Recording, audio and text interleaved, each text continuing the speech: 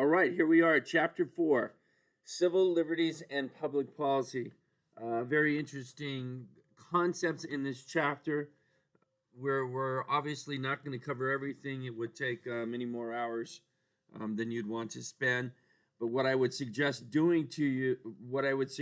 doing is that you thumb through the chapter, find those things that interest you, particularly of the topics that we don't cover, and dig into them in the chapter. It's actually a very good book, so you can learn a lot from it. All right, so what are civil liberties?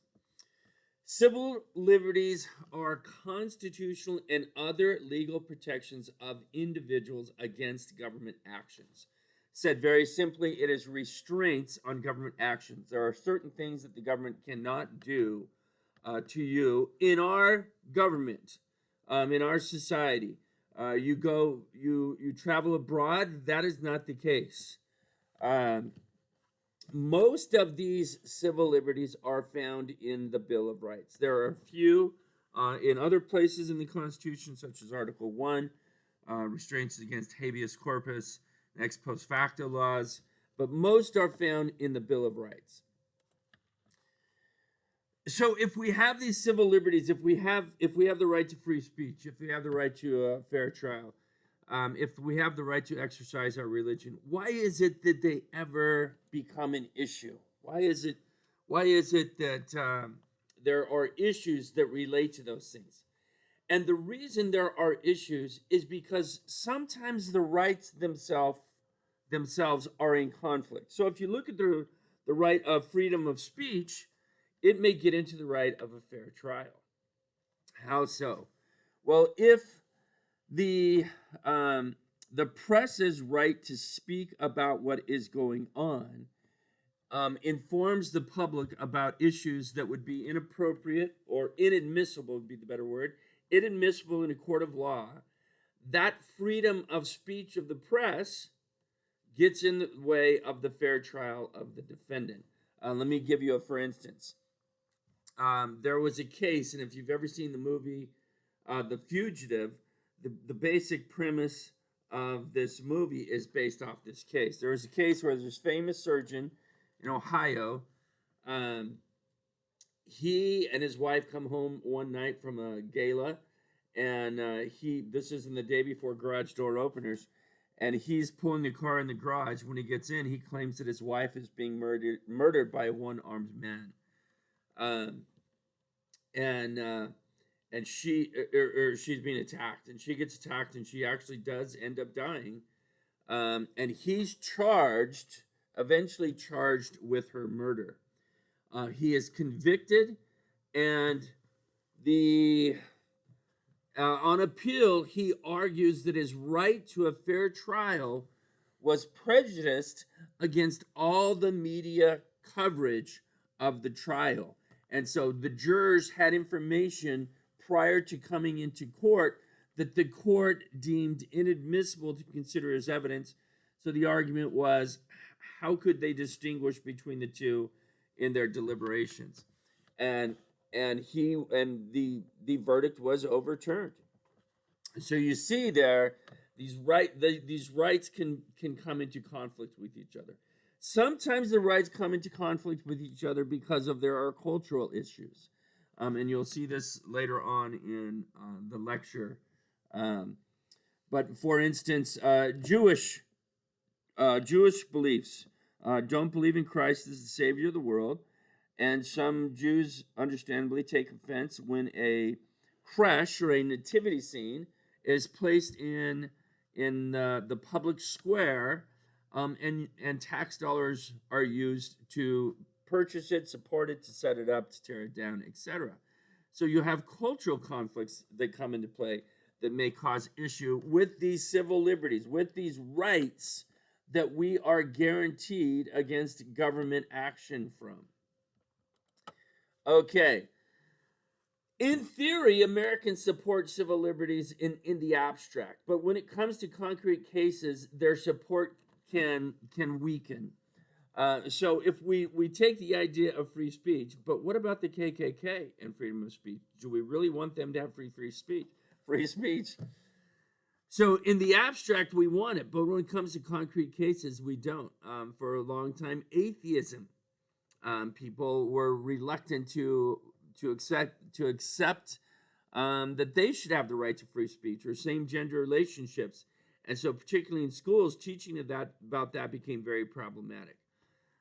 What about the right to keep and bear arms, the Second Amendment? Many people are against that, but is it one of our civil liberties? Well, it certainly seems that way based on the Second Amendment. Now, the original interpretation of the Bill of Rights is probably not what you thought. So we're gonna take a look.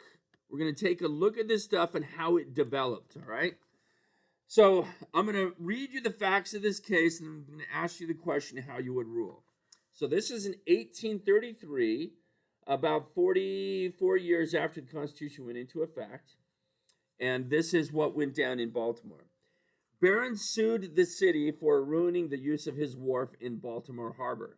He claimed that the city had diverted the flow of streams in the course of street construction, that this diversion had deposited large masses of sand and earth near the wharf, and that the water had become too shallow for most vessels. The trial court awarded Barron $45,000, but the state appellate court reversed. Barron claimed that the state's actions violated the guarantee in the last phrase of the Fifth Amendment that private property shall not be taken for public use without just compensation. So his argument is, even though they didn't physically take his property, they effectively took his property by ruining it, by making it too shallow for boats to come into. So my question to you is, how would you rule? How would you rule? Think about that for a second. This is what the Supreme Court said. They said that the Bill of Rights restrained only the federal government, not the states. So the effect of this ruling was that the Bill of Rights only restrained the national government or the federal government. Now, if you think, well, wow, that's not just. Look at how the First Amendment begins. And the way the First Amendment begins is Congress shall make no law respecting the establishment of religion. They were addressed to Congress. This was the argument of the courts. The intent of the Bill of Rights was to restrain the central, the federal, the national government, not governments in general. And so, because of that, and this was, historically speaking, a good ruling. A good ruling. It was consistent with what had happened in history. But given what happens later on, you'll see why things change. So originally, then, the Bill of Rights is only intended to apply to the national government. Okay, so it is at odds with our interpretation today. Now, what happened? In the meantime, so Barron versus Baltimore comes along in 1833, and in the meantime, we get a civil war. And one of the amendments we get from the Civil War is the 14th Amendment, and this is the operative portion of the 14th Amendment. No state shall make or enforce any law which shall abridge the privileges or immunities of citizens of the United States, nor shall any state deprive any person of life, liberty, or property without the due process of law, nor deny to any person within its jurisdiction the equal protection of the laws. So if you look at this amendment, what it seems to be saying is that the rights that individuals have as American citizens are now imposed on the states. That seems to be the plain comport of the language. We'll see if that's how the court interprets it. So their first test case was a case known as the slaughterhouse cases. So what was happening is, this is, of course, remember, this is just really the beginning of the industrial revolution. We're just about 25 years into it or so. And there were slaughterhouses that were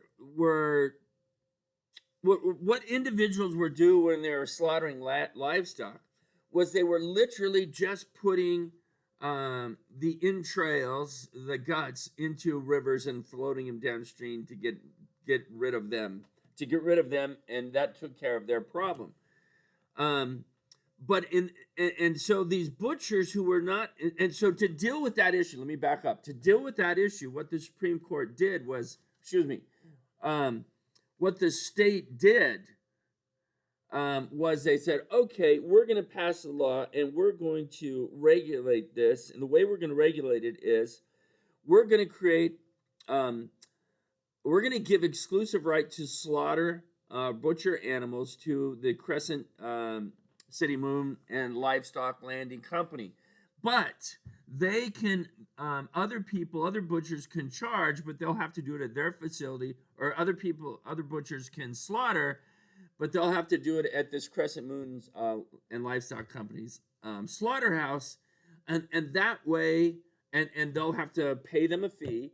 That way, the government will be able to regulate what's going on and try and fix this issue of people just dumping the entrails and letting them float down the river, causing other people to get sick because of that. This is where many people got their drinking water, etc. So this is what's going on. But the Supreme Court, so the butchers say that this is unconstitutional. You cannot have a monopoly. They're saying, in other words, that it restricts the rights that they're promised in the 14th Amendment.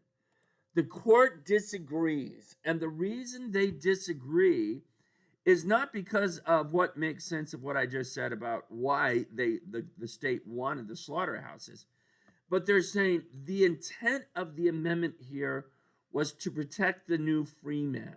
They said, speaking of that, they said the history is fresh within the memory of us all. That was the intent, and so they're not going to take those amendments out of the 14th Amendment out of context and apply it to somebody that the framers or founders of that amendment did not want it applied to. But then something happened. Now, as things often do, it usually takes time. So in a case by the name of Gitlow versus New York, the Supreme Court overturned that view that the 14th Amendment only applied to African Americans. They're now saying, no, it can apply to anybody. So in Gitlow versus New York, the Supreme Court basically said, that now these rights, the right of free speech and free press, which are fundamental. They are fundamental personal rights and liberties protected by the Due Process Clause of the 14th Amendment against impairment from states and the federal government as well.